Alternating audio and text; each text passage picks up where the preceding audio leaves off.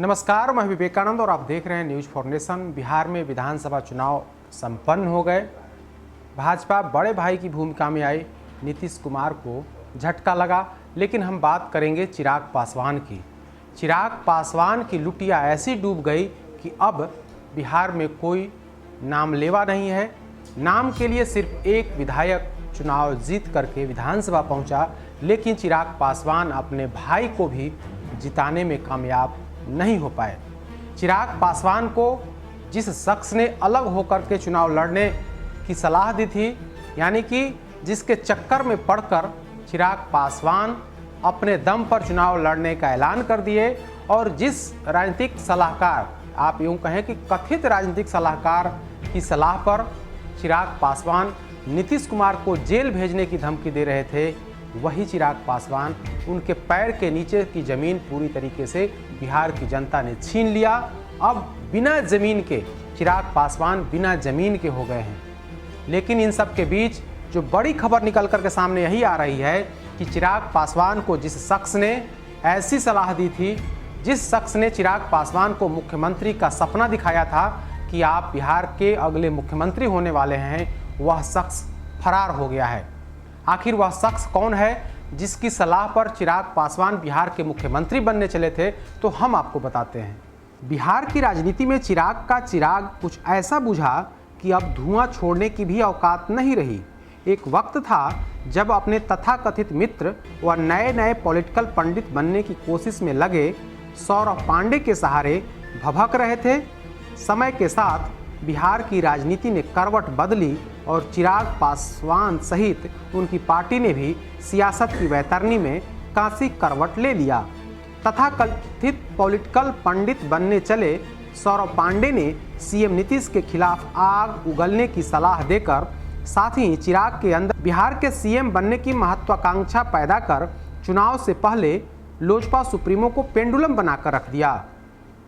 लोजपा के भीतर पांडे की माया की दुनिया ऐसी थी कि पार्टी के सांसद व वरिष्ठ नेताओं की बात छोड़िए, चिराग भी इसके इशारे पर नाचते थे। परिणाम यह हुआ कि लोजपा सुप्रीमो चिराग अचानक आग उगलने लगे और इस आग ने बाद में लोजपा के बंगले को ही खाक कर दिया। इतना ही नहीं, पांडे के गुरु ज्ञान की बदौलत कुछ अपनी हैसियत यूँ समझ ली कि रही सही हैसियत भी परिणाम के बाद हाँफने लगी। अब थोड़ा पहले की बात कर लेते हैं। पांडे के इशारे पर लोजपा सुप्रीमो ने एनडीए के अंदर सीटों की मांग को लेकर एक ऐसी मांग रखी जिसे पूरी ही नहीं की जा सकती थी। उस पर तुर्रा यह कि चिराग अपने ही गठबंधन के मुख्यमंत्री के खिलाफ आग उगलने लगे। शुरू दौर में तो सीएम नीतीश के इशारे पर जेडीयू नेताओं ने चिराग के बयान को हल्के में लेते हुए बोलने से बचते रहे, लेकिन जब पानी सर से ऊपर चढ़ गया तो लोगों ने पलटवार करते हुए चिराग की नाक में भी दम कर दिया। बात इतने पर ही नहीं रुकी, पांडे की सलाह पर सीटों के बंटवारे में ऐसा पेंच फंसा कि एन मौके पर चिराग एनडीए से खुद ब खुद बाहर होने का ऐलान करते हुए अकेले चुनाव लड़ने की घोषणा कर दी। परिणाम सबको पता था, लेकिन पांडे के पॉलिटिकल प्रपंच में चिराग इतने अंधे हो चुके थे कि उससे बाहर उन्हें कुछ सूझता ही नहीं था।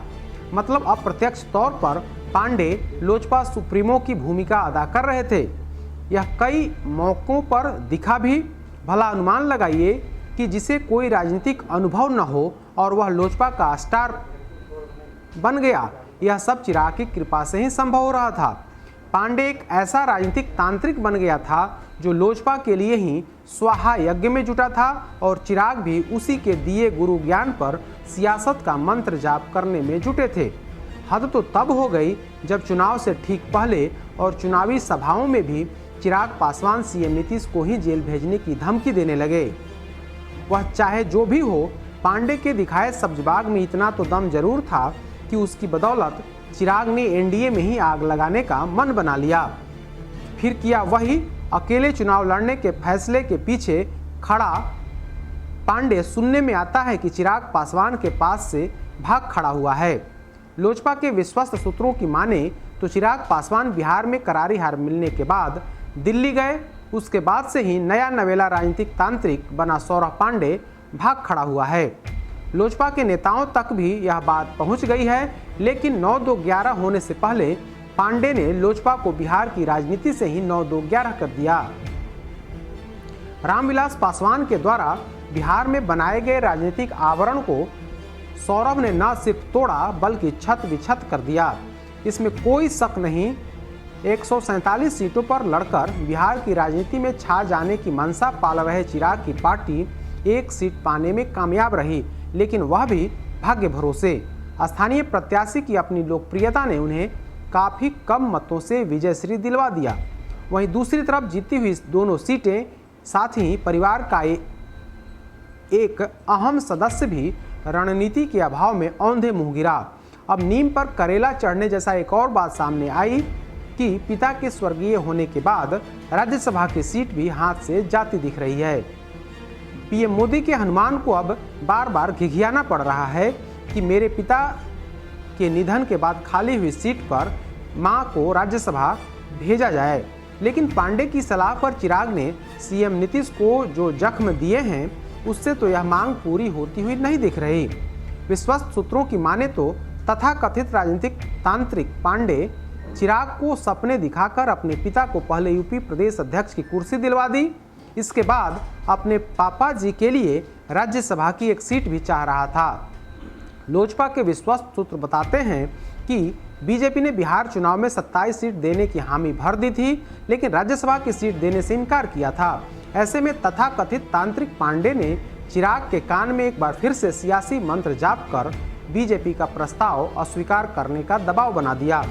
बस क्या था, गुरु ज्ञान के बाद चिराग पासवान राजनीतिक पहलवान बनकर लोजपा के किसी वरिष्ठ नेता से राय लिए बिना भाजपा का प्रस्ताव खारिज कर दिया। बताया जाता है कि बीजेपी जेडीयू की तरफ से 27 सीटें दी जा रही थी, लेकिन इस प्रस्ताव को पार्टी नेताओं से छुपा ली गई। संसदीय बोर्ड की बैठक में बताया गया कि लोजपा को सिर्फ 15 सीटें दी जा रही हैं। मकसद था पार्टी नेताओं के विरोध को रोकना। अगर नेताओं को 27 सीट मिलने की जानकारी लग जाती तो अलग होकर लड़ने के निर्णय का विरोध शुरू कर देते। लिहाजा नेताओं को रोक कर रखने के लिए अपने लोगों से भी छल किया गया। साथ ही इन नेताओं को जानबूझकर ऐसी सीटें बताई गई जो लोजपा के लिए जीत पाना मुश्किल था। सूत्रों ने बताया कि सच्चाई कुछ और थी। बीजेपी जेडीयू की तरफ से लोजपा नेताओं के आधार वाली सीटें ही दी जा रही थी, लेकिन यहाँ तो डील पक्की थी कि हर हाल में अलग होकर चुनाव लड़ना है। पूरे चुनाव में मैं मोदी का हनुमान का रट्टा लगाने वाले चिराग पासवान को जनता ने ऐसा आईना दिखाया कि उसमें उनका चेहरा दिख ही नहीं रहा। पार्टी की बात तो छोड़िए, कोरोना काल में जनता के बीच से पूरी तरीके से गायब रहने वाले चिराग पासवान चुनावी पासा फेंकने जब बिहार पहुंचे तो संभवतः जनता भी इस खेल को समझ चुकी थी। परिणाम सबके सामने है। बचा खुचा भी गंवाकर चिराग उल्टे पांव दिल्ली लौट चुके हैं। सूत्रों की माने तो दिल में हार का घाव लेकर दिल्ली लौटे चिराग ने सबसे पहले पांडे जी की खबर ली, लेकिन पता चला है कि पांडे जी पहले ही उड़न छू हो चुके हैं। तो इस तरीके से चिराग पासवान को बिहार के चुनावी वैतरणी में डुबोकर पांडे फरार हो गया है। राजनीतिक तांत्रिक जो अपने आप को राजनीतिक तांत्रिक बताता था, वह पांडे कहाँ है किसी को पता नहीं है। ऐसे में बड़ा सवाल उठ रहा है कि क्या चिराग पासवान डुबोने के लिए ही एक ऐसे तांत्रिक को राजनीतिक सलाहकार बना करके रखे थे, जिनके इशारे पर वे नीतीश कुमार को जेल भेजने तक की धमकी देते थे। अधिक अपडेट्स के लिए देखते रहिए न्यूज़ फॉर नेशन। नमस्कार।